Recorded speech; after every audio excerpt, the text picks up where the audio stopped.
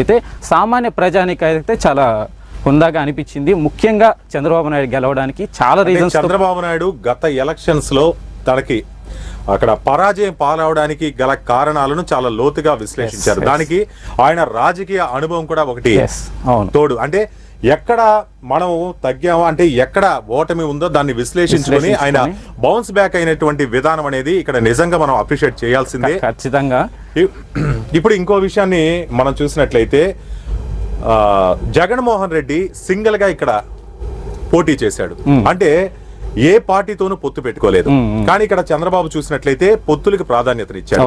ఇప్పుడు వైఎస్ జగన్మోహన్ రెడ్డి ఆ విధంగా పొత్తు పెట్టుకోవడానికి కారణం ఆయన ఓవర్ కాన్ఫిడెన్సా, లేకపోతే ఆయన చేసినటువంటి పథకాలు గెలిపిస్తాయన్న నమ్మకం? ఖచ్చితంగా ఇది ఓవర్ కాన్ఫిడెన్స్ అని చెప్పుకోవాలి. నేను సింగిల్ గా వస్తాను, సింగిల్ గా గెలుస్తాను అనేది రాజకీయాల్లో అన్నిసార్లు ఇవి వర్కౌట్ కాదు.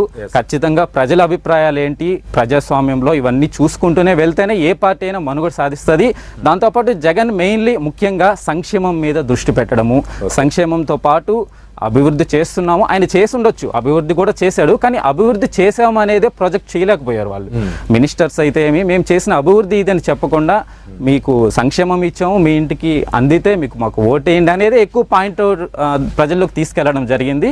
సో ఇది వర్కౌట్ కాలేదు. ఎందుకంటే ప్రజలు కేవలం సంక్షేమం మాకు అందింది, ఓటు వేయాలి అనే పరిస్థితిలో ఉండుంటే 2019లో మీకు గుర్తుండొచ్చు, చివరిగా పసుపు కుంకుమ అని ఇచ్చాడు, చంద్రబాబు నాయుడు ఇచ్చారు. సో పసుపు కుంకుమతో ఓట్లు వేసేస్తారని చంద్రబాబు నాయుడు గారు ఆ టైంలో భావించారు.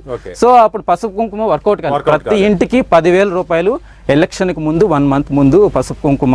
లాస్ట్ ఎలక్షన్స్ లో పసుపు కుంకుమ అనే కాన్సెప్ట్ కంటే కూడా ఒక్క ఛాన్స్ అనే కాన్సెప్ట్ చాలా బాగా వర్కౌట్ అయింది అనుకుంటా. అంటే ప్రజలు ఆ రోజు చూపించింది సింపతి అంటారా, లేకపోతే ఏదో చేయగలడన్న నమ్మకం అంటారా? ఖచ్చితంగా సింపతి ఉంది. సింపతి 2014లోనే అయిపోయింది. అది సింపతితో పాటు కొత్తగా జగన్ అనేవాడు కొత్తగా వచ్చున్నాడు. సో ఆయన ప్రజలకి, అంటే రాజశేఖర్ రెడ్డి ఇన్ఫ్లుయెన్స్ చాలా ఉంది. రాజశేఖర్ రెడ్డి గారు రైతులకి ఎంతో ఉపయోగపడున్నారు. ఎన్నన్నా ఏం చేసినా సిబిఎన్ వైఎస్ఆర్ అనేవాళ్ళు ఏపీ పాలిటిక్స్లో, ఏపీ పీపుల్లో హృదయాల్లో ఉన్న నాయకులు. సో ఖచ్చితంగా రాజశేఖర్ రెడ్డి గారి అది ఏమైతే రైతులకు చేశాడో ఖచ్చితంగా జగన్ కూడా చేస్తాడు అనే నమ్మకం అయితే ఆయన మాటల్లో అయితే ఏమి, ఆ ప్రతిపక్ష నాయకుడిగా ఆయన చేసిన పాదయాత్రలో అయితే ఏమి బలంగా తీసుకెళ్ళగలిగాడు. సో ఖచ్చితంగా దానివల్ల గెలిచాడే కానీ ఈ పథకాలు ఇస్తాడని అవని ఇవని కాదు. సో రైతులకు ఏదైనా డైరెక్ట్గా మేలు జరగద్దు అనుకున్నాడు. సో ఈ 5 ఏళ్లలో ఏం చేశాడు అని అంటే కంటిన్యూ సంక్షేమ పథకాలు, సంక్షేమమే కానీ పర్టికులర్గా రైతులు, ఎస్పెషల్లీ ఆంధ్రప్రదేశ్లో ఎలా ఉంటుందండి సార్, రైతులు అంటే వ్యవసాయము, ఆక్వా, ఈ 2 రంగాలే మెయిన్ ఎస్పెషల్లీ. సో వాళ్ళకి ఏంటి అంటే సంక్షేమం కంటే కూడా వ్యవసాయం చేసే వాళ్ళకి వ్యవసాయంకి అందుబాటులో ఎలాగా వాళ్ళకి సహాయం చేయాలనేది చూడాలి. ఆక్వా కల్చర్ అనేది 50% పీపుల్ ఆక్వా కల్చర్. సో వాళ్ళకి ఎలా హెల్ప్ చేయాలి అనేది మెయిన్లీ ఏంటి అంటే చంద్రబాబు నాయుడు గవర్నమెంట్లో పవర్ కరెంట్ తీసుకుంటే యూనిట్ ధర 4.5 ఉన్నది, చంద్రబాబు నాయుడు 1.5 చేశాడు. పేదలకు కూడా కొంచెం ఆక్వా కల్చర్ చేసే వాళ్ళకి చాలా హెల్ప్ అయింది. జగన్ గారు మెయిన్ చేసిన రాంగ్ ఏంటి అంటే 1.5 చేసింది 4.5 చేశాడు. అది ఆక్వా కల్చర్, ఆక్వా రైతులకి చాలా దెబ్బతీసింది. సో మెయిన్లీ గోదావరి జిల్లాలో ఇలా దారుణంగా పతన స్థాయికి రావడానికి మెయిన్లీ గోదావరి జిల్లాలో పెద్ద కారణం ఆ కరెంట్ ఛార్జీలు పెంచడం అనేది నేను అనుకుంటున్నాను. అలాగే కరెంట్ ఛార్జీలతో పాటు డ్రాప్ ఛార్జీలని, సర్ ఛార్జీలని ఇవన్నీ కూడా తీసుకొని వచ్చి ఇక్కడ ప్రజల మీద మోయలేనంత భారం మోపారు. కానీ అసలు ఇంతకు ముందు మేము వాడుతుంది ఇంతే యూనిట్లు, ఇప్పుడు మేము వాడుతుంది ఇంతే యూనిట్లు, కానీ ఈ వ్యత్యాసం ఏంటి అని తెలియని అయోమయ స్థితిలో ఉన్నారు. అంటే ప్రజలు గాని అధికారులను సంప్రదించినా గానీ వాళ్ళకి సరైన ఖచ్చితంగా మన వైసీపీ గవర్నమెంట్ ఎలా ఉంది అని అంటే డైరెక్ట్ గా అధికారాలు ఎవరికి లేకపోవడము, మెయిన్ అధికారాలని జగన్ గారి దగ్గర పెట్టుకోవడము. సో జగన్ గారు వాలంటీర్లు మధ్యలోనే గవర్నమెంట్ నడవడము, మిగతా ఎవరికి అధికారాలు లేకపోవడం అనేది చాలా పెద్ద డ్రాబ్యాక్. సో ఎవరిని లోకల్ గా ఉండే నాయకుల దగ్గరికి వెళ్ళినా వాళ్ళు పనులు చేయలేని పరిస్థితి. సో ఖచ్చితంగా లోకల్ క్యాడర్ అనేది ప్రతి పార్టీకి మెయిన్ వెన్నెముక. సో ఆ క్యాడర్ని కొంచెం దూరం చేసుకున్నాడేమో అని. నెక్స్ట్ చూసుకున్నట్టయితే అభివృద్ధి, సంక్షేమం ఈ 2 సమపాలలో నడిపితే ఏ గవర్నమెంట్ అయినా కానీ అభివృద్ధి సాధిస్తుంది, అప్పుల పాలు కాకుండా ఉంటుంది. కానీ ఇక్కడ జగన్ చేసినటువంటి ఒక మేజర్ తప్పు ఏంటంటే సంక్షేమానికి పెద్దపీట వేశాడు. సంక్షేమంతోనే మాకు ఓట్లు రావచ్చు అనుకున్నారు, కానీ ఇక్కడ అభివృద్ధిని మరిచాడు. రాష్ట్రాన్ని అప్పుల పాలయ్యేదానికి ఇది ఒక ప్రధాన కారణంగా నేను భావిస్తున్నాను. ఎందుకంటే రైతు ఇక్కడ ఖాతాల్లో వేసి ప్రజల్ని సోమరిపోతుల్లో చేస్తున్నారు అని టీడీపీ వాళ్ళు అనొచ్చు, కానీ అది నిజమే ఒక రకంగా. ఎందుకు అని అంటే డైరెక్ట్ మనకు మనీ ఇచ్చేసి మేము మీకు మనీ ఇస్తున్నాం కాబట్టి మీరు మాకు ఓటేయాలి అని అంటే ఇప్పుడు అలా లేరు జనాలు, అలా ప్రజలు కానీ అలా తీసుకునే పరిస్థితి కాదు. వాళ్ళకి తెలుసు ఎందుకు అని అంటే మనకు దగ్గర ఇస్తున్నాడు, ఈవినింగ్ అయితే వైన్ షాపుల్లో తీసుకుంటున్నాడు అనేది కూడా అర్థమైంది. వైన్స్ అనే కాదు, ప్రతి ఒక్క దాని మీద పన్నులు అనేవి విపరీతంగా పెరిగిపోతున్నాయి. ఇప్పుడు ఒక సామాన్యుడు పొద్దున్నే చూశాడంటే ఉప్పు, పప్పు, కందిపప్పు, నూనె వీటిలో ధరలు పెరిగితే మాత్రం గుర్తించగలడు. అదే మిగతా అతను ఉపయోగించే వినియోగాల్లో ఉన్నటువంటి వస్తువుల్లో ఏ ఛార్జీలు వేస్తున్నాడు, ఎంత పన్నుల రూపంలో లాగుతున్నాడు, ఇవన్నీ తెలియవు. కాకపోతే ఇక్కడ ఏంటంటే ఆ ఉచితాలు అనేవి మాత్రం ఇక్కడ ఓట్లు రావడానికి మాకు ఉపయోగపడతాయి అనుకున్నారు, కానీ రాష్ట్రాన్ని అప్పుల పాలు చేస్తున్నాము. మెయిన్లీ సార్ కేడర్ అనేది మెయిన్లీ ఇంపార్టెంట్. కేడర్ని దూరం చేసుకున్నాడు. ఈ ఎస్సీ ఎస్టీ మైనారిటీ వాళ్ళు మాతో ఉన్నారు, ఇది చాలు అనుకుంటే మెయిన్లీ రెడ్డి సామాజిక వర్గం అనేది చాలా కీ రోల్ ప్లే చేస్తుంది. వైసీపీకి సంబంధించి రెడ్డి సామాజిక వర్గం అనేది కీ రోల్ ప్లే చేస్తుంది. ఆ సామాజిక వర్గాన్ని దూరం చేసుకోవడం కూడా ఒక పెద్ద డ్రాబ్యాక్ అని చెప్పాలి. సో రెడ్డి సామాజిక వర్గాన్ని దూరం చేసుకోవడము, మనం అనుకున్న ఎస్సీ ఎస్టీ మైనారిటీ వీళ్ళు వేస్తారు అనుకున్న వాళ్ళకి డైరెక్ట్గా ఈ సంక్షేమ పథకాల రూపంలో ఇచ్చి మేము మేలు చేస్తున్నాం కాబట్టి ఓట్లు వేసేస్తారు అనుకోవడం అనేది కూడా చాలా పొరపాటు అయింది YCP. At the same time ఏంటంటే ఇక్కడ ప్రతిపక్షమైనటువంటి టీడీపీ కూడా ఇటువంటి తప్పులన్నీ కూడా ప్రజల్లోకి కరెక్ట్ గా తీసుకెళ్లగలిగారు. కూటమి పవన్ కళ్యాణ్ గారు అయితేమి, చంద్రబాబు నాయుడు గారు అయితేమి ప్రచారంలో కూడా వైసీపీ చేసిన తప్పుదాలను అయితే కరెక్ట్ గా వాళ్ళని తీసుకెళ్లగలిగారు. జగన్ కి సంబంధించిన వరకు జగన్ డైరెక్ట్ గా వాళ్ళ తప్పులు ఏంటి, మేము చేసింది ఏంటి చెప్పుకోకుండా మంత్రులకి అప్పచెప్పడము. సో జగన్ గారు కేవలం మేము మనీ ఇచ్చాం కాబట్టి మేము మీకు అందుబాటులో, మీ ఇంటికి ఏదన్నా చేసి ఉండుంటే, మీ ఇంటికి లబ్ధి పొందుండుంటే మాకు ఓటు వేయండి అని ఇదొక్క కాన్సెప్ట్తోనే జగన్ గారు వెళ్ళడం అనేది. ఈ మంత్రులు కూడా డైరెక్ట్గా మంత్రుల భాష సరిగా వాడకపోవడము, ఎస్పెషల్లీ ఏ గవర్నమెంట్ అయినా సరే ఫేస్ మంత్రులు సార్, మినిస్టర్స్. సో మినిస్టర్స్ని బట్టి గవర్నమెంట్ ఎలా వర్క్ చేస్తుంది అని ఉంటుంది. సో మినిస్టర్స్ హుందాగా లేకపోవడం అనేది కూడా వైసీపీకి పెద్ద డ్రాబ్యాక్. ఇప్పుడు చాలా మంది దానివల్లే ఒక్క మినిస్టర్ కూడా మంత్రుల హోదాలో ఉండి కూడా వాళ్ళ లాంగ్వేజ్ అనేది ఏదన్నా గానీ ఒక రకమైన మర్యాద పూర్వకంగానే విమర్శించాలి. కానీ అది మరిచి ఇక్కడ ఎంత తిడితే అంత మీకు లబ్ధి చేకూరుస్తామన్నట్టుగా ఇక్కడ జరిగింది. అంత మంచి పోస్టులు ఇస్తామన్నట్టుగానే ఇక్కడ జగన్ వ్యవహార శైలి ఉండింది. కాకపోతే మంత్రులకి ఈ విషయంలో అడ్డు అదుపు లేకుండా పోయింది. మాట్లాడారు, ప్రజలేమి అమాయకులు కాదు, అన్ని గమనిస్తూనే ఉన్నారు. ఖచ్చితంగా ఎప్పుడైతే హుందా రాజకీయాలు, హుందాతనం కోరుకుంటున్నారో జనాలు, ఎందుకంటే సోషల్ మీడియా వచ్చింది, వీళ్ళు ఏ చిన్న తప్పు మాట్లాడినా అది మొత్తం ప్రపంచంలో చిన్న పిల్లవాడికి కూడా తెలిసిపోతుంది. సో వీళ్ళు ఎలాంటి నాయకులు అనేది కూడా తెలిసిపోతుంది. ఇక మీదటన్నా రాజకీయం ఏంటి అని అంటే ఈ సోషల్ మీడియా వచ్చింది, అప్డేటెడ్ వర్షన్లో రాజకీయాలు నడవాలి.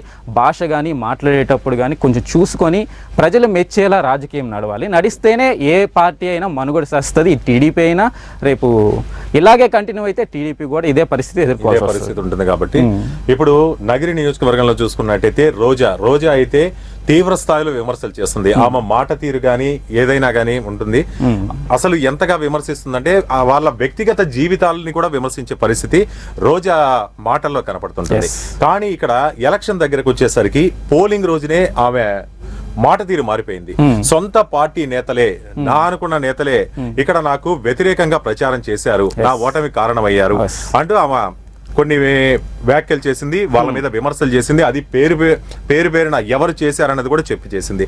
ఇంతటి పరిస్థితి ఆమె ఎందుకు తెచ్చుకుంది? ఆమె మీద ఎందుకింత ఖచ్చితంగా సార్ ఆమెకి సంబంధించిన వాళ్ళే ఆమె వ్యతిరేకంగా పనిచేశారు అని అంటే దాని అర్థం ఆమె ఫెయిల్యూరు అక్కడ. ఖచ్చితంగా ఇప్పుడు మన కేడరే మనకు హెల్ప్ చేయట్లేదు అని అంటే ఆమె పొలిటికల్గా ఎమ్మెల్యేగా కావచ్చు, మినిస్టర్ కావచ్చు, ఫెయిల్యూర్ అయినట్టు ఆమె ఒప్పుకుంది. అది ఎలక్షన్కు ముందే ఒప్పుకుంది కాబట్టి అది ఓట్ల రూపంలో కూడా రిఫ్లెక్ట్ అవుతుంది ఖచ్చితంగా. సో ఖచ్చితంగా డైరెక్ట్ స్టేట్మెంట్లు అనేటివి ఒక మినిస్టర్ స్థాయిలో ఉండి అలా ఇవ్వకూడదు. ఈ రోజా ఒక్కరే కాదు, మినిస్టర్లు 90% మినిస్టర్స్ ఎవరు గెలవకపోవడం అనేది ఏ రాజకీయ పార్టీకైనా మినిస్టర్స్ అనేది మెయిన్ క్యాడర్లోంచి మెయిన్ నాయకులు వస్తారు. సో వాళ్ళే గెలవకపోవడం అనేది వైసీపీ పతనావస్థ స్థాయికి నిదర్శనం అని చెప్పుకోవాలి. ఇప్పుడు ప్రెసెంట్ ఇప్పుడు మనకి అప్డేట్ చూసినట్లయితే తెలుగుదేశం పార్టీ 83 స్థానాల్లో లీడ్ లో ఉంది, అలాగే 51 స్థానాలు గెలుపు సాధించింది. ఇక జనసేన 14 స్థానాల్లో మెజార్టీ సాధించింది, అలాగే 7 స్థానాల్లో గెలుపు. బీజేపీ 5 స్థానాల్లో విజయం సాధించింది, 5 స్థానాల్లో ఆధిక్యంలో ఉంది, 3 స్థానాల్లో మాత్రం విజయం సాధించింది. ఇక వైఎస్ఆర్సీపీ చూసుకుంటే ఇంతవరకు ఖాతానే తెరవలేదు, ఆధిక్యం మాత్రం చూపిస్తుంది. ఈ ఆధిక్యం ఇలాగే ఉంటుందా అంటే విజయం అనేది చివరి వరకు ఉంటున్నది నాకైతే నమ్మకం లేదు. ఎందుకంటే 16 నుంచి 14కి వచ్చింది, 14 నుంచి 12కి వచ్చింది. మేబీ సింగిల్ డిజిట్ కి పరిమితం అవ్వచ్చేమో వైసీపీ అని నాకైతే అనిపిస్తా ఉంది. ఇప్పుడు చూస్తున్న లెక్కల ప్రకారం మనం చూస్తున్న కౌంటింగ్ ప్రక్రియలో కూడా ఇదే కనబడుతోంది. అవును, అసలు ఆధిక్యం సాధించడానికే దాదాపు 2 గంట టైం పైగా పట్టింది. అవును, ఓట్ల లెక్కింపు ప్రారంభమైనప్పటి నుంచి చూసుకుంటే ఇప్పుడు జనసేన అపోజిషన్ పార్టీగా జనసేన అఫీషియల్ గా జనసేన ఉండేలాగా ఉంది. వీళ్ళు అధికారంలో భాగం అయితే తప్ప అధికారంలో భాగం కావు, మేము అపోజిషన్ గా ఉంటామంటే మాత్రం జనసేన అపోజిషన్ పార్టీ స్టేటస్ పొందే అవకాశం ఉంది. అప్పుడు వైసీపీకి అపోజిషన్ పార్టీ స్థాయి కూడా లేకపోవడం అనేది అసలు ఎవరు కూడా జగన్ కూడా కలలో కూడా ఊహించుకున్నాడు. ఓటమికి అయితే సిద్ధపడి ఉండొచ్చేమో గానీ పైకి ఎన్ని ఎగ్జిట్ పోల్ చెప్పినా ఏం చెప్పినా గానీ చివరి వరకు అంటే ప్రజలకి ఒక చిన్న నమ్మకం కలిగించాలి. ఏజెంట్లని రేపు పోలింగ్ బూత్ లో ఉన్న ఏజెంట్లను కూడా వాళ్ళు నిరాశపరచకూడదు. కానీ ఇలాంటి రిజల్ట్ అయితే ఎవరు ఊహించలేదు. జగన్ గారు అయితే ఖచ్చితంగా ఊహించుండరు. సో దీన్ని ఎలా బయటపడతారు, ఎలా వీళ్ళు రెక్టిఫై చేస్తారనేది చూసుకోవాలి. కానీ సార్ ఇప్పుడు ఓడిపోయారు, 12 సీట్లు వచ్చింది, సింగిల్ డిజిట్ సీట్లు వచ్చింది అన్నంత మాత్రాన పార్టీ అయిపోయినట్టు కాదు, పార్టీ అయిపోయింది కాదు. ఇకనైనా వీళ్ళు రెక్టిఫై చేసుకొని వీళ్ళు చేసిన తప్పులేంటి, మెయిన్లీ మినిస్టర్స్ భాష ఎలా మాట్లాడాలి, సో అభివృద్ధి మీద కాన్సన్ట్రేట్ చేయాలి, మిగతా వాటికి దూరంగా ఉండాలి, ఇవన్నీ కొంచెం అవగాహన చేసుకొని ఇక నుంచైనా మారి నెక్స్ట్ 5 years లోపులు రెక్టిఫై చేసుకుంటే మాత్రము మళ్ళీ బౌన్స్ బ్యాక్ అయ్యే ఛాన్స్ ఉంటుంది. ఇక పవన్ కళ్యాణ్ గురించి మాట్లాడుకుందాం. పవన్ కళ్యాణ్ గత ఎన్నికలలో అంటే 2 చోట్ల ఓటమి పాలై నిరుత్సాహపడ్డమాట వాస్తవమే, ప్రజలకు కూడా చెప్పారు. కానీ ఈసారి పిఠాపురం నుంచి పోటీ చేశాడు. పిఠాపురంలో చూసుకున్నట్టయితే ఒకే సామాజిక వర్గానికి చెందినటువంటి వంగా గీతని ఇక్కడ బరిలోకి దించడం జరిగింది. అంటే ఇక్కడ సామాజిక వర్గం పైచేయి సాధిస్తుంది అన్నటువంటి నేపథ్యంలో అక్కడి ప్రజలు కూడా సామాజిక వర్గానికి చెందిన వారే పవన్ కళ్యాణ్కి ఓటేస్తారని భావించి ఉండొచ్చు. వంగా గీతని దించడం జరిగింది. అయితే ఇక్కడ పవన్ కళ్యాణ్ ఇప్పుడు చూసుకున్నట్లయితే 69,000 పైచిలకు ఓట్ల మెజార్టీతో గెలుపు సాధించడం జరిగింది. కానీ సామాజిక వర్గంలో ఇక్కడ ప్రజలు ఏ విధంగా వాళ్ళ ఆలోచన ధోరణి ఉందంటారు? ఖచ్చితంగా సామాజిక వర్గం లేకపోతే అభిమానం, సామాజిక వర్గం అనేది చూసే రోజులు తగ్గిపోయినాయి. సామాజిక వర్గం చూశారు అని అంటే ఈ రోజు టీడీపీకి అన్ని సీట్లు రావు. ఎందుకు అని అంటే రెడ్డి సామాజిక వర్గం కానించి అన్ని సామాజిక వర్గాలు కలిస్తేనే ఈ రోజు ఇంత మెజార్టీ వచ్చింది. సో ఏ ప్రజలు మారుతూ ఉన్నారు, సామాజిక వర్గం చూసి ఓటేసే రోజులు తగ్గిపోతూ ఉన్నాయి. సో చాలా శుభ పరిణామం ఇది. చెప్పాలి అని అంటే పవన్ కళ్యాణ్ గారిని చూసుకుంటే మెయిన్లీ పవన్ కళ్యాణ్ గారి మీద చాలా అంటే చాలా సానుభూతి ఉంది. పిఠాపురంలోనే కాదు రాష్ట్రం అంతా కూడా పవన్ కళ్యాణ్ గారు గెలవాలి అని చెప్పేసి ప్రతి ఇంట్లో వైసీపీ క్యాడర్ కూడా కోరుకుంది పవన్ కళ్యాణ్ గారు గెలవాలి అని చెప్పేసి. సో ఖచ్చితంగా పవన్ కళ్యాణ్ గారికి అంత మెజారిటీ రావడంలో ఆశ్చర్యం అయితే ఏమీ లేదు. ఎవరిని పెట్టినా ఆయన సామాజిక వర్గం ఆమెను పెట్టారు కాబట్టి గెలుస్తుంది అని అనుకోవడం అనేది అపోహే. అది ఎవరిని పెట్టినా సరే పవన్ కళ్యాణ్ గెలిచే విధంగానే ఇప్పుడు ఎలక్షన్లో అయితే మాత్రం ఉంది. అందులో ఇక్కడ తన కుటుంబ సభ్యులతో పాటు అంటే సినిమా హీరోలు, తన కుటుంబ సభ్యులు, జబర్దస్త్ ఆర్టిస్టులు వీళ్ళందరూ కూడా వచ్చి స్వచ్ఛందంగా అంటే పవన్ కళ్యాణ్ పిలవకుండానే స్వచ్ఛందంగా వచ్చి ప్రచారం చేశారు. ఇది కూడా ఆ పార్టీ విజయానికి అలాగే పవన్ కళ్యాణ్ యొక్క ఆ నియోజకవర్గంలో విజయానికి ప్రధానమైన ఓన్ చేసుకున్నారు. పవన్ కళ్యాణ్ గారిని ఓన్ చేసుకొని వాళ్ళే అన్ని చేసుకొని వాళ్ళే పవన్ కళ్యాణ్ గారు వచ్చి చేయాలి అని కాకుండా అందరూ ఓన్ చేసుకొని ఆయన గెలిపించుకోవాలని చెప్పేసి అయితే పోరాడడం జరిగినట్టు కనిపిస్తుంది పిఠాపురంలో. సో ఇది శుభపరిణామం. ఎందుకు అని అంటే కొత్త వాళ్ళు రావాలి, కొత్త నాయకులు రావాలి అనేది పవన్ కళ్యాణ్ గారు నిరూపించారు. పవన్ కళ్యాణ్ గారు రాకపోతే ఎలా ఉంటుంది అంటే ఇంక కొత్త వాళ్ళు రావడానికి అవకాశమే ఉండదు. పవన్ కళ్యాణ్ గారు లాంటి వారే ఇలా అయిపోయారు అని చెప్పేసి భయపడతారు. సో పవన్ కళ్యాణ్ గారు లాంటి వారు గెలవడం అనేది రాజకీయాల్లో అవసరం ఖచ్చితంగా. గతంలో చూసుకుంటే ఇది పవన్ కళ్యాణ్ వ్యవహార శైలి ఎలా ఉంటుందంటే ఆవేశంతో కూడిన ప్రసంగాలు చేసేవాళ్ళు. కానీ కాలక్రమంలో ఇప్పుడు పవన్ కళ్యాణ్ తనను తాను మార్చుకున్న తీరు, తనను తాను బిల్డప్ చేసుకున్న తీరు కూడా ఈ విజయానికి ఒక రకంగా కారణమై ఉంటుంది. ఎందుకంటే ఇంతకుముందు ఆవేశంతో చేసేవాడు, కానీ ఈసారి ఆలోచనతో ప్రజల్ని ఆలోచింపజేసే విధంగా అతని ప్రసంగాలు జరిగాయి. 1-2 చోట్ల కావాలంటే కొంచెం ఎమోషనల్ అయిన వాటి వాస్తవమే. కానీ అతను ఎందుకు మన పార్టీ అధికారంలోకి రావాలి, ఎందుకు నేను కూటమితో జతకట్టాల్సి వచ్చింది, ఎందుకని నేను ఈ విధంగా అండి కేడర్లని కలుపుకోవాల్సి ఈ విధంగా మార్పు చెందింది, చాలా క్లియర్ గా ప్రజలకు వివరించారు. ఎందుకంటే మనకి కావలసింది ఒకటే, ఈ జగనాసుర పాలన నుంచి రాష్ట్ర ప్రజలకు విముక్తి కల్పించాలి, రాష్ట్రాన్ని అభివృద్ధి పదంలో నడిపించాలి. కాబట్టి దీనికి సమర్థవంతమైన నాయకత్వం, చంద్రబాబు నాయుడు లాంటి అనుభవం ఉన్నటువంటి నాయకుడు అవసరం. ఖచ్చితంగా సార్. ఇప్పుడు ఎన్డీఏని ఫామ్ చేయడంలో కూడా పవన్ కళ్యాణ్ గారిది కీలక పాత్ర. బీజేపీతో టీడీపీని జతకట్టడంలో ఆయన పోషించిన పాత్ర అయితే చాలా కీలకమని చెప్పుకోవాలి. చంద్రబాబు నాయుడు గారు జైల్లో ఉన్నప్పుడు కానీ ఆయన వ్యవహరించిన తీరు కానీ, పార్టీని నడపడంలో ఈ మధ్య కాలంలో ఆయన ప్రవర్తిస్తున్న తీరు కానీ, ఇవన్నీ చూసుకుంటున్నట్లయితే చంద్రబాబు నాయుడు గారు రాజకీయంగా చాలా అంటే చాలా మెచ్యూర్డ్ అయ్యారు. మెయిన్లీ బీజేపీని టీడీపీతో కలపడం అనేది చాలా ప్లస్ పాయింట్ అని చెప్పుకోవాలి. పవన్ కళ్యాణ్ దృష్టిలో పరంగా చూసుకుంటే పవన్ కళ్యాణ్ జనసేన పొత్తులో ఇతను మధ్యలో ఉండి ఈ పొత్తును కుదిర్చాడు. ఈ రోజు ఇన్ని విజయాలు సాధిస్తుందంటే ఎంత మెజారిటీతో, అలాగే ఇన్ని స్థానాల విజయం సాధిస్తూ ఇప్పటికీ దూసుకెళ్తుంది అంటే దానికి కారణం ఈ పొత్తులు కలపడమే కాకుండా, పొత్తులు కలిపాక ఓటు అటు ఇటు వెళ్లకుండా మొత్తం ఓటు మొత్తం ఏ పార్టీ ఏ అభ్యర్థి అయితే పోటీ చేస్తున్నాడో ఆ ఓటు ట్రాన్స్ఫరింగ్ కూడా వీళ్ళు కలిసికట్టుగా చేసుకోవడం అనేది చాలా గొప్ప విషయం అని చెప్పుకోవాలి. ఈ ఇంత 3 పార్టీలు కలిసి ఉండేటప్పుడు ఇలాంటివి చాలా కీ రోల్ ప్లే చేస్తాయి. సో అలాంటి పరిస్థితుల్లో ఒకరికొకరు విలువ ఇచ్చుకోవడం చంద్రబాబు నాయుడు గారు చూసుకుంటే, మనం ఈ మధ్య కాలంలో వాళ్ళిద్దరి మధ్య బాండింగ్ అని ఒకరికొకరు విలువ ఇచ్చుకోవడం అనేది ప్రజలందరూ చూశారు. సో పవన్ కళ్యాణ్ గారి అభిమానులు అయితే అన్ని సభల్లో కూడా వీరి జెండా వాళ్ళు వారి జెండా వాళ్ళు మోసారు, కలిసికట్టుగా తిరిగారు, ప్రజల్ని చాలా బాగా మోటివేట్ చేశారు. మెయిన్లీ ఈ చంద్రబాబు నాయుడు గారు ప్రజలకి దగ్గర అవుతా వచ్చాడు. ఈ 5 సంవత్సరాల్లో ప్రజల్లో ఉంటున్నాడు. ఏ చిన్న ఏదన్నా ఇబ్బంది కలిగినా స్వయంగా ఆయనే రావడము, ఆయనే వచ్చి మాట్లాడడము, సో ప్రజల్లో ఉంటున్నాను, నేను ప్రజల కోసం ఉంటున్నాను అనే భరోసా కల్పించడము, ఇవన్నీ చూస్తూ ఉంటున్నాము. జగన్ గారు ప్రజలకి ఏదైనా సమస్య వచ్చినప్పుడు అడ్రస్ చేయకపోవడము, ప్యాలెస్ లోనే ఉంటున్నాడు, బయటికి రావట్లేదు అనేదైతే ప్రజల్లోకి తీసుకెళ్లగలిగారు. వీళ్ళు ప్రచారంలో కూడా కేవలం మంత్రుల్లో కూడా సజ్జలాగా లాంటి వారు, పేర్నినాని లాంటి వారు వీళ్ళే మాట్లాడుతూ ఉండడం గవర్నమెంట్ తరఫున, జగన్ గారు డైరెక్ట్ గా అడ్రస్ చేయకపోవడం ప్రజలకి దూరం చేసిందని చెప్పారు. ప్రజలకు ఇంటరాక్ట్ కాలేదు. దానికి కూడా సజ్జల రామకృష్ణారెడ్డి, పేర్నినాని వీళ్ళే ఈ మధ్య కాలంలో చూసుకున్నట్టయితే ప్రజలతో ఇంటరాక్ట్ అవుతుంది. ఖచ్చితంగా ప్రజల్లో లేకపోతే, ప్రజలకు అందుబాటులో లేకపోతే ఎంత పెద్ద నాయకుడైనా ఇలాంటి పరిస్థితి ఎదుర్కోవాల్సి వస్తుంది ఖచ్చితంగా.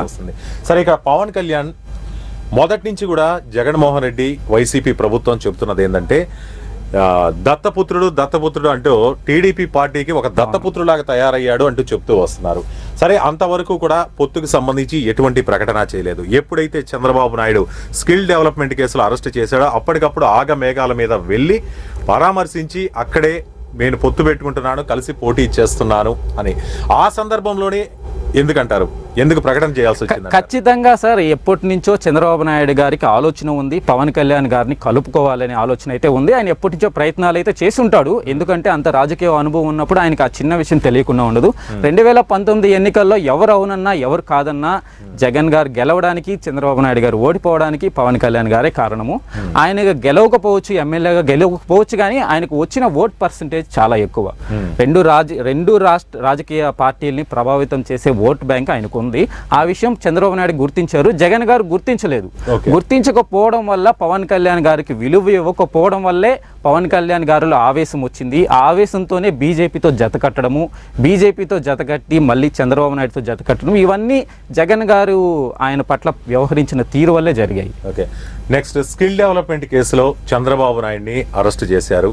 దీని వెనక వైసీపీ హస్తం ఉందంటూ టీడీపీ శ్రేణులు ఎప్పటి నుంచి వాళ్ళు చెప్తున్నటువంటి అంశం ఇది. స్కిల్ డెవలప్మెంట్ కేసులో చంద్రబాబు నాయుడు అరెస్ట్ వెనక జగన్మోహన్ రెడ్డి యొక్క హస్తం ఉంది అంటున్నారు. కాకపోతే నేను ఎటువంటి తప్పు చేయలేదని ఇక్కడ చంద్రబాబు నాయుడు చెప్తున్నారు. దాదాపు 50 రోజుల పాటు జైల్లో ఉంచినటువంటి పరిస్థితి. ఈ పరిస్థితులన్నింటినీ ప్రజలు గమనించారు. ఈ అరెస్టు నేపథ్యం అనేది టీడీపీకి ఈసారి గెలుపుకి కలిసి వచ్చిందంట. ఇది జగన్ గారు ఇంటెన్షనల్ గా చేయించారా లేదా అని పక్కన పెడితే, ఖచ్చితంగా చంద్రబాబు నాయుడు గారు జైలుకి వెళ్ళడం అయితే ఆయనకి చాలా అంటే చాలా ప్లస్ పాయింట్ అని చెప్పుకోవాలి. సో ప్రజలు విశ్వసిస్తారంటారా? ఖచ్చితంగా తప్పు చేశారు, జగన్ గారు పంపించారా లేదా అని పక్కన పెడితే, ఖచ్చితంగా ఒక సానుభూతి అయితే రిఫ్లెక్ట్ అవుతుంది చంద్రబాబు నాయుడు గారి మీద. సో అన్ని రోజులు ఆయన జైల్లో పెట్టడం అనేది తెలుగు ప్రజలుగా కొంత బాధ కలిగిస్తుంది. సో ఎంతో కొంత 1% ఆర్ 2% ఓట్ బ్యాంక్ అయితే కేవలం అరెస్ట్ వల్లే ఇన్ఫ్లుయెన్స్ అయి ఉంటుంది. సో అదే సమయంలో పవన్ కళ్యాణ్ గారు ఆయన కోసము స్ట్రగుల్ అవ్వడం, ఆయన కోసం ఫైట్ చేయడము, ఇవన్నీ జనసేన క్యాడర్లు అయితే కొంత చంద్రబాబు నాయుడు గారి మీద సానుభూతి, సానుకూల వాతావరణం ఏర్పడింది. ఆ వాతావరణంలోనే చంద్రబాబు నాయుడు గారితో జత కట్టడం అనేది జనసేనకు ప్లస్ పాయింట్ అని చెప్పుకోవాలి. సో కరెక్ట్, సరైన మార్గం, సరైన సమయంలో రెండు పార్టీలు జత కట్టడం వల్ల జనసేన క్యాడర్ని కానీ వాళ్ళు టీడీపీ క్యాడర్ని కానీ వాళ్ళు సమన్వయం చేసుకోగలిగారు. సో ఇలాంటి పరిస్థితుల్లో మేము జత కట్టడం తప్ప వేరే మార్గం లేదు. ఇలాంటి కక్ష సాధింపులు ఉన్నప్పుడు మేము వేరువేరుగా పోటీ చేయడం వల్ల చాలా ఇబ్బందులు వస్తుందని వాళ్ళు క్యాడర్కి చెప్పుకోగలిగారు. క్యాడర్ మొత్తం కూడా దీన్ని తీసుకుంది. ఓకే, ఖచ్చితంగా జగన్ పరిపాలనలో ఇలా అరెస్టులు ఇలా జరుగుతున్నాయి కాబట్టి ఖచ్చితంగా కలిసి పోటీ చేస్తేనే మంచిది అని చెప్పేసి జనసేన అభిమానులు కూడా కోరుకున్నారు. ఓకే, నెక్స్ట్ ఇక మరొక ప్రధానమైనటువంటి ఆయుధం టీడీపీకి ఈరోజు ఈ పరిస్థితిలో ఉన్నారు అంటే ఎంత మెజారిటీతో అలాగే ఇన్ని విన్నింగ్ పర్సెంటేజ్తో పోతున్నారంటే ల్యాండ్ టైటిలింగ్ చట్టం. ఈ మధ్య కాలంలో మొత్తం ఈ ల్యాండ్ టైటిలింగ్ చుట్టూ ఎన్నో రోజులు తిరిగింది. ప్రజల్లో కూడా ఈ ల్యాండ్ టైటిలింగ్ చట్టం గురించి తీసుకువెళ్ళింది. అంటే దీనివల్ల జరిగే నష్టాలేంటి, ప్రజలు కోల్పోయేదేంటి, మీ వారసత్వ హక్కు మీద జగన్ ముద్ర ఏంటి, జగన్ ఫోటో ఏంటి, ఇట్లాంటి విషయాలన్నీ కూడా తీసుకుని వెళ్ళి ప్రజల్లో ముందుంచారు. దీంట్లో టీడీపీ ఎంత మేర సక్సెస్ అయింది? ఖచ్చితంగా ల్యాండ్ టైటిలింగ్ యాక్ట్ అనేది చాలా అంటే చాలా పెద్ద డ్రాబ్యాక్ అని చెప్పుకోవాలి. మరి జగన్ గారు ఎందుకు అది చేశారో తెలియదు కానీ ల్యాండ్ టైటిలింగ్ యాక్ట్ వల్ల సామాన్య ప్రజానీకం ఏంటి అని అంటే మా భూముల మీద జగన్ ముద్ర ఏంటి అనేది చంద్రబాబు నాయుడు గారు ప్రాజెక్ట్ చేయడము, జనాలందరూ దాన్ని తీసుకున్నారు. ఇది నిజమే కదా, మా భూములు, మా ఇళ్ళు, మా ఇంటి పట్టాల మీద గవర్నమెంట్ ముద్ర ఉండడం అనేది ఎవరు ఊహించరు. సో ఇది ఖచ్చితంగా జనాలు ఒక చిన్నపాటి భయం అయితే తీసుకొచ్చింది.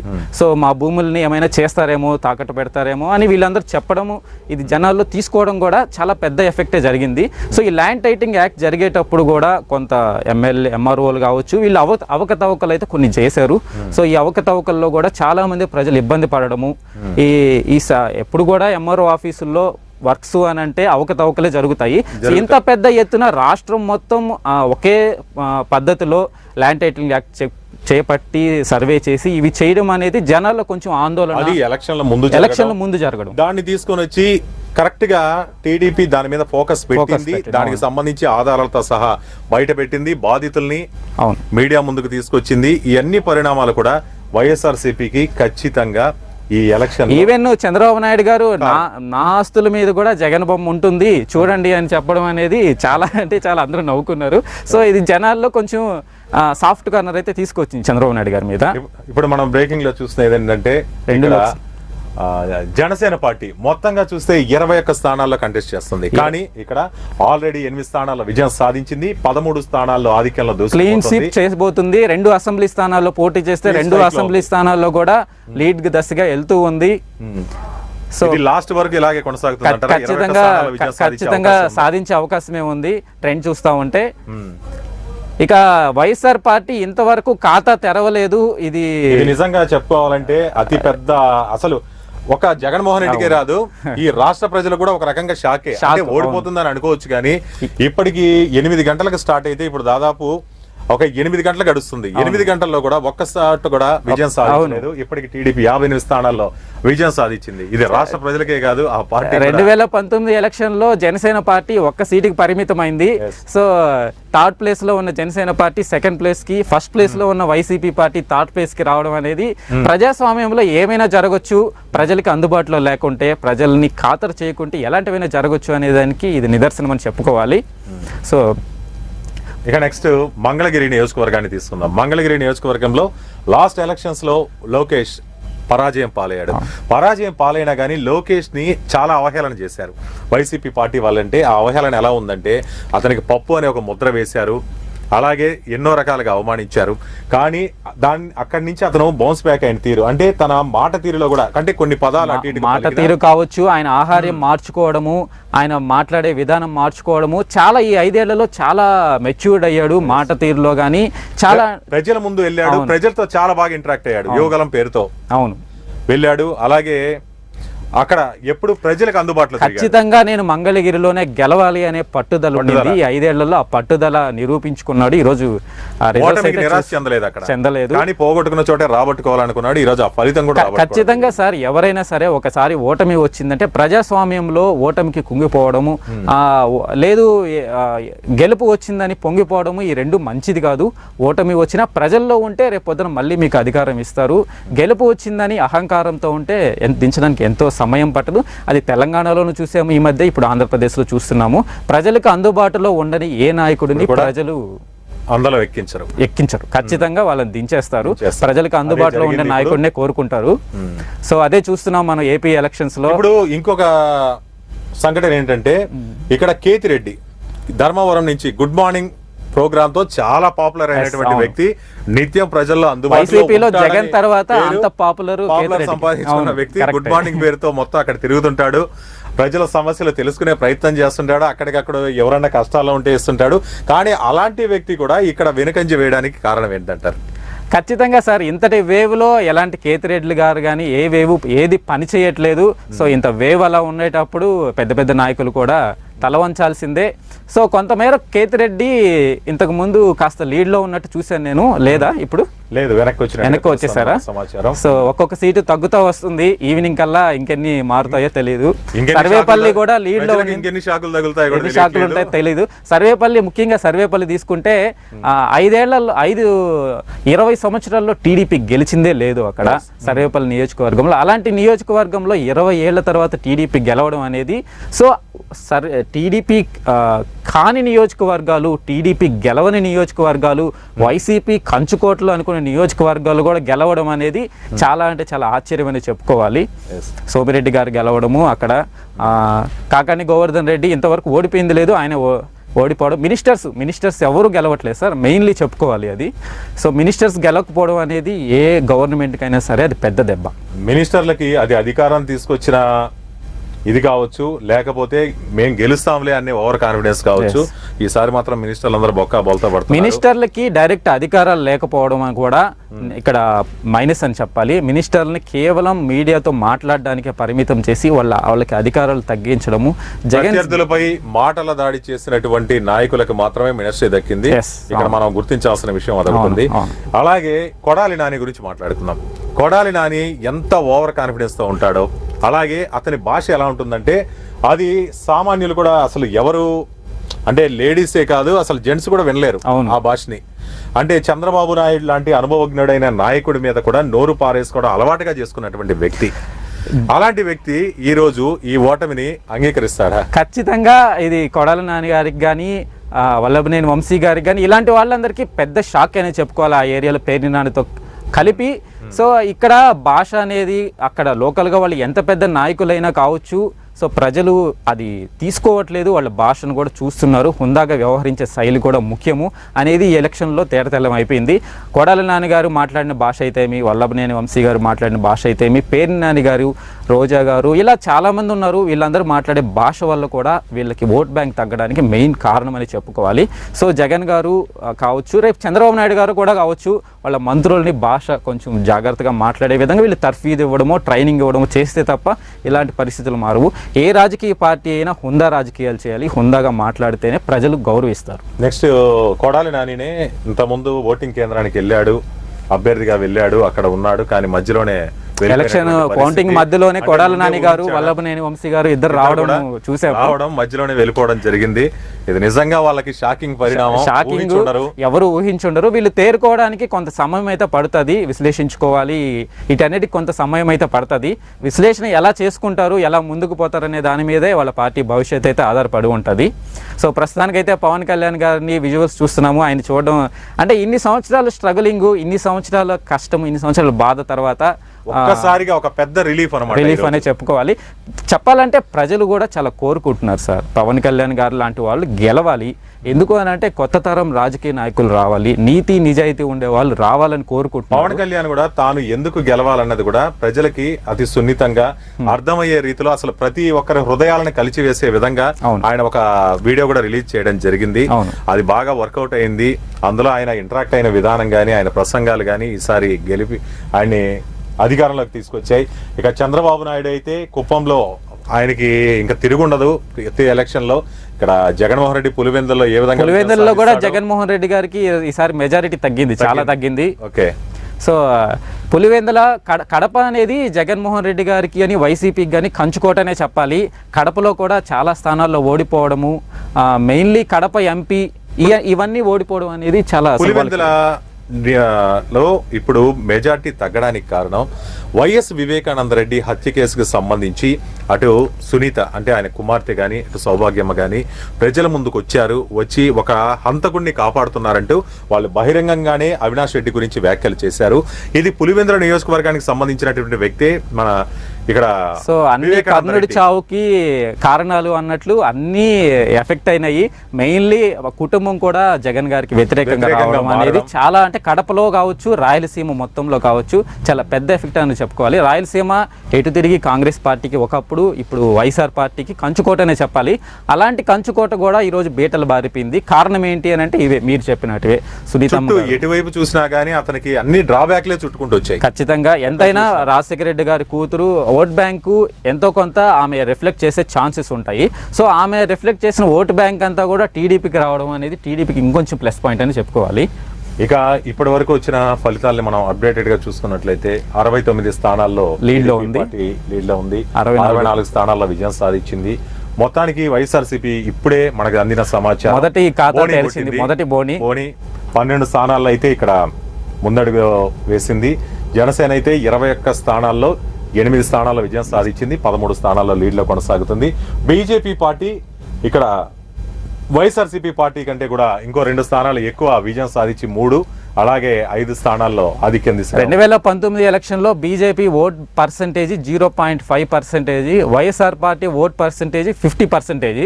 సో అలాంటి 0.5% ఓటు బ్యాంక్ ఉన్న బీజేపీ కూడా 8 స్థానాల్లో విజయం సాధించబోతుంది అని అంటే ఈ కూటమి ఎలా కమ్యూనికేట్ అయ్యారు, ఎలా సమన్వయం చేసుకొని ఎలక్షన్లో ముందుకెళ్లారు అనేది చాలా గొప్ప విషయం చెప్పుకోవాలి. 3 పార్టీలు కలిసి ఎలక్షన్లో పోటీ చేస్తుండేటప్పుడు ఒకరికొకరు సమన్వయం చేసుకోవడం, ఒకరి ఓటు ఇంకొకరికి ఎలా వెళ్ళాలి అనేది కూడా పర్ఫెక్ట్గా ప్లాన్ చేసినట్లు ఇక్కడైతే కనబడుతూ ఉంది. సో ఇది రాజకీయ పరంగా చంద్రబాబు నాయుడు గారి దూరదృష్టి, చంద్రబాబు నాయుడు గారి అనుభవానికి ఇది నిదర్శనం అని చెప్పుకోవాలి. ఓకే, నెక్స్ట్ హిందూపురం నియోజకవర్గంలో బాలకృష్ణ హిందూపురం నియోజకవర్గంలో ప్రజలకు పెద్దగా అందుబాటులో ఉండడు అనేటటువంటి ఒక పేరుంది. కానీ ఇటు పులివెందులకి జగన్మోహన్ రెడ్డి ఎలాగో, అలాగే కుప్పానికి చంద్రబాబు నాయుడు ఎలాగో, ఇప్పుడు బాలకృష్ణ కూడా హిందూపురం ప్రజలు అట్లా బాలకృష్ణకి హిందూపురం అలా అవ్వాలి, రేపు పొద్దున పిఠాపురం పవన్ కళ్యాణ్ కూడా అలాగే అవ్వబోతుంది. సో బాలకృష్ణ గారు ఎలా అంటే 2019 అంత పెద్ద వైసీపీ వేవ్ లో కూడా బాలకృష్ణ గారు నిలబడ్డారు. సో బాలకృష్ణ గారు నిలబడ్డారంటే అక్కడ ఆయన మీద ప్రజలకి అభిమానం ఉంది. సో ఆయన మీడియాలో ఎన్ని చెప్పినా ఆయన ఏమీ చేయకుండా అయితే అక్కడ విన్ అవ్వడు కదా ఖచ్చితంగా. సో ప్రజల్లో అభిమానం అనేది చూస్తూ ఉన్నాం, అభిమానం ఉంది కానీ ఓన్ చేసుకున్నారు. హిందూపురం అనేది ఎప్పుడు టీడీపీకి కంచుకోట. అందున బాలకృష్ణ నందమూరి తారక రామారావు గారి కొడుకుగా కొంత అభిమానము ఇవన్నీ ఉంటాయండి, ఇవన్నీ ఫ్యాక్టర్స్ ప్లే చేస్తాయి. ఓకే, నెక్స్ట్ లోక్సభ ఎన్నికలు ఫలితాలు చూస్తే ఏపీలో ఇక్కడ కూడా టీడీపీ హవా కొనసాగుతూనే ఉంది. అలాగే 2 స్థానాలు పోటీ చేసింది జనసేన, రెండిట్లో కూడా ఇప్పుడు లీడింగ్ లో ఉంది. ఇక బీజేపీ 2 స్థానాల్లో లీడింగ్ లో ఉంది, ఆల్రెడీ 1 స్థానాల్లో బోని కొట్టేసింది. ఇక వైసీపీ 4 స్థానాల్లో లీడ్ లో ఉంది. ఈ 4 స్థానాల లీడ్ అనేది విజయం దిశగా ఏమైనా వెళ్తుందంటారా? ఈ 4 స్థానాలు విజయం దిశగా వెళ్ళినా ఆల్మోస్ట్ 20 స్థానాల్లో టీడీపీ ఎన్డీఏ కూటమి అయితే ముందుకు వెళ్తుంది. ఇది ఖచ్చితంగా మనకు తెలుగు రాష్ట్రాలుగా, తెలుగు ప్రజలుగా ఇది చాలా హెల్ప్ చేస్తుందని చెప్పాలి. ఎందుకనంటే ఇప్పుడు ఎన్డీఏ కూటమిలో కూడా అత్యధిక మెజారిటీ, కరెక్ట్ మెజారిటీ అయితే లేదు. ఖచ్చితంగా మనకు చంద్రబాబు నాయుడు గారికి నరేంద్ర మోడీ గారు విలువ ఇవ్వాల్సిన పరిస్థితి అయితే వచ్చింది ఇప్పుడు. సో అలాంటి విలువ ఇచ్చే పరిస్థితి వచ్చింది కాబట్టి ఇలాంటి పరిస్థితుల్లోనే కేంద్రం నుంచి మనం నిధులు తెచ్చుకోవడం అయితే ఏమి, కుదిరితే స్పెషల్ స్టేటస్ కోసం ఫైట్ చేయడం అయితే ఏమి, వీటన్నిటికీ ఈ స్థానాలు అయితే హెల్ప్ చేయబోతున్నాయి ఖచ్చితంగా. ఇప్పుడు మనకు అందినటువంటి బ్రేకింగ్ న్యూస్ ప్రకారం పులివెందులలో జగన్మోహన్ రెడ్డి ఘన విజయం సాధించినట్టుగా ఇప్పుడే వార్త వచ్చింది. 61,169 ఓట్ల మెజార్టీతో ఆయన విజయం సాధించారు. ఇక్కడ చూసుకున్నట్లయితే ఇక్కడ జగన్మోహన్ రెడ్డికి వచ్చిన లీడింగ్ కంటే పిఠాపురంలో పవన్ కళ్యాణ్ గారికి వచ్చిన లీడింగ్ 1,00,000 మెజారిటీ అని అనుకుంటున్నారు అభిమానులు అంతా. చూడాలి దానికి అక్కడ కన్ఫర్మ్ అయిపోయిందా. గెలుపు సాధించారు. పైచిలుకు ఓట్లతో ఆయన విజయం సాధించినట్టుగా డిక్లేర్ అయింది. సో పవన్ కళ్యాణ్ గారికి ఫ్యూచర్ లో కాబోయే కంచుకోట పిఠాపురం ప్రజలు కూడా ఓన్ చేసుకుంటారు ఖచ్చితంగా. అలాగే ఇంకా ఇంకొన్ని ముందడుగు వేసినటువంటి నియోజకవర్గాలు చూద్దాం. రాజాంలో టీడీపీ, పాలకొండలో జనసేన, కురుపాం, పార్వతీపురం, సాలూరు, బొబ్బిలి, చీపురుపల్లి, గజపతి నగరం, ఇలా మొత్తం అన్ని స్థానాల్లో కూడా ఇక్కడ మొత్తం రాష్ట్రం అంతా పసుపుమయం అయిపోయింది. అక్కడక్కడ కుంకుమ బొట్టు లాగా జనసేన కనపడుతుంది. అలాగే ఇప్పుడు వైసీపీ పరిస్థితి అయితే కేవలం 12 స్థానాల్లో మాత్రమే కనపడుతుంది. 12 స్థానాల్లో ఎన్ని నిలుపుకుంటుంది చివరి వరకు అనేది చూడాలి. కేవలం సింగిల్ డిజిట్ కి పరిమితం అయితే మాత్రం అసెంబ్లీలో రేపు జగన్ గారు మాట్లాడడానికి మైక్ ఇవ్వని పరిస్థితి కూడా ఉంటుంది. గతంలో జనసేనకి రాపాకి ఎలా మిగిలారో అలాగా అటువంటి పరిస్థితి. సో ఇది చాలా చెప్పాలి అంటే ప్రతిపక్షం లేని అసెంబ్లీ కూడా మంచిది కాదు. కానీ ఇలాగా మారడం అనేది గవర్నమెంట్ ఉండాలి, గవర్నమెంట్ చేసిన తప్పుల్ని ప్రశ్నించే ప్రతిపక్షము ఉండాలి. సో ప్రతిపక్షమే లేకుండా అయిపోతుంది అనిపిస్తోంది మాకైతే చూస్తూ ఉంటే. ఏకపక్ష ప్రభుత్వం అనేది ఇంకా జనసేన నుంచి పవన్ కళ్యాణ్ గారే ప్రతిపక్ష హోదా తీసుకోవాల్సి వస్తుందేమో. పవన్ కళ్యాణ్ ఎప్పుడు చెప్తుంటారు, ఎక్కడైతే నాకు అవినీతి కనపడినా లేకపోతే ఇంకేదన్నా కానీ పేదలకు సంక్షేమానికి దూరం అంటే సంక్షేమం విషయంలో నెగ్లెక్ట్ చేసినా కానీ నేను ప్రశ్నిస్తాను. ఖచ్చితంగా సార్. ఇప్పుడు ఎన్డీఏలో తీసుకుంటే ఎన్డీఏలో భాగస్వామ్యము జనసేన. సో అయితే ఆయన ప్రశ్నించడానికి ఎక్కడ తప్పులు జరుగుతున్నాయో చూపించడానికి మేము ముందుంటామన్నారు. ఆయన ఎన్డీఏలో భాగస్వామ్యం కాకుండా మేము ప్రతిపక్ష హోదా తీసుకుంటాము అన్నా కూడా ఇక్కడ జనసేన తరపున పవన్ కళ్యాణ్ గారు ఇలా తప్పుల్ని చూపించడానికి అవకాశం ఉంటుంది. లేదు ఆయన మేము ప్రభుత్వంలో భాగస్వామ్యం అవుతాము, ప్రజల సమస్యలు మేము తీర్చడానికి గవర్నమెంట్లో ఉండాలి అనుకుంటే మాత్రం జగన్ గారు మిగులుతారు. చూద్దాం మరి ఇంకొంచెంసేపట్లో ఏం జరుగుతుందో. ఇక తెలంగాణకు సంబంధించి అసెంబ్లీ పార్లమెంట్ ఎన్నికల్లో ఇక్కడ 8 స్థానాలతో ఇటు కాంగ్రెస్ అటు బీజేపీ ఉన్నాయి. ఒక చోట మాత్రం ఎంఐఎం ఉంది. కాకపోతే ఈ రెండు పార్టీలు కూడా 12 స్థానాలకు పైమాటే అని చెప్పి ఎలక్షన్ ముందు చెప్పుకున్నటువంటి రెండు పార్టీలు 8 స్థానాలకే పరిమితం అవ్వాల్సి వచ్చింది. ఇప్పటికంటే లీడ్ ఇంకా పూర్తి కాలేదు, ఇది విజయాలు కూడా ఇంకా డిక్లేర్ కాలేదు. మరి వీళ్ళ పరిస్థితి ఏందంటారు? ప్రజలు ఇద్దరిని వీళ్ళ పరిస్థితి కంటే కూడా బీఆర్ఎస్ 0కు పరిమితం అవడం అనేది ఆంధ్రాలోనే కాదు తెలంగాణలోనే కాదు ఆంధ్రాలో కూడా షాకింగ్ అని చెప్పుకోవాలి. సో బీఆర్ఎస్ లాంటి పార్టీ, కేసీఆర్ నాయకత్వం వహిస్తున్న పార్టీ ఈరోజు 0 డిజిట్ లో ఉండడం అనేది ప్రజాస్వామ్యంలో ఏదైనా సాధ్యమే అని చెప్తుంది. సో ప్రజలకు అందుబాటులో లేకపోతే ఎలాంటి పరిణామాలు ఉంటాయో చూస్తున్నాము. అది తెలంగాణలో కూడా తెలంగాణలో ఏ ప్రభుత్వం కూడా అధికారం ఉంది కదా అని అడ్డగోలుగా ప్రవర్తించకూడదు. ఖచ్చితంగా ఇది రేవంత్ రెడ్డి గారు కానీ రేపు పొద్దున్న చంద్రబాబు నాయుడు గారు కానీ తెలుసుకొని సో ఆ విధంగా పరిపాలన సాగిస్తేనే మనుగడ ఉంటుంది వాళ్ళకైనా సరే.